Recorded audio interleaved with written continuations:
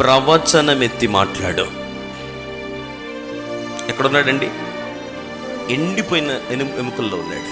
ఇక వాటికి జీవము పుట్టదు, జీవము రాదు. జీవము లేని చోట జీవమును పుట్టించమని దేవుడు ఏమంటే ప్రవచనమెత్తు మాట్లాడు అంటున్నాడు ఆయన. స్తోత్రం చెప్పండి ఒకసారి. హల్లెలూయా. ఎంత శ్రేష్టమైన మాట అండి.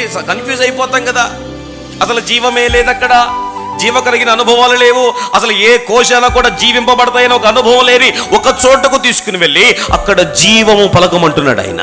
నేనంటాను ఈ మాటలు జ్ఞాపకం చేస్తూ, ఎండిపోయిన అనుభవము దగ్గర నీవు ఉంటే, ఎండిపోయిన ఎముకల స్థితిలో నువ్వు ఉంటే, అంతా ఎండిపోయింది, ఏ పక్కన ఏ కోశన నిశ్చలత, ఏ కోశన నెమ్మది లేదో, నిరీక్షణ కలిగిన చోట, కనబడని చోట దేవుడు నీకు నాకు చెప్తున్న ఒక శ్రేష్టమైన మాట ఏమిటి తెలుసా? ప్రవచనమెత్తు.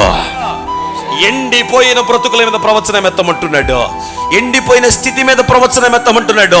ఏ దారి కానరాని చోట ప్రవచనం ఎత్తమంటున్నాడు. ఈ పూట ఆయన మాట నీ నోట పెట్టడానికి గల కారణము నిన్ను ప్రవచించి పలకమంటున్నాడు ఆయన. స్తోత్రం చెప్పు.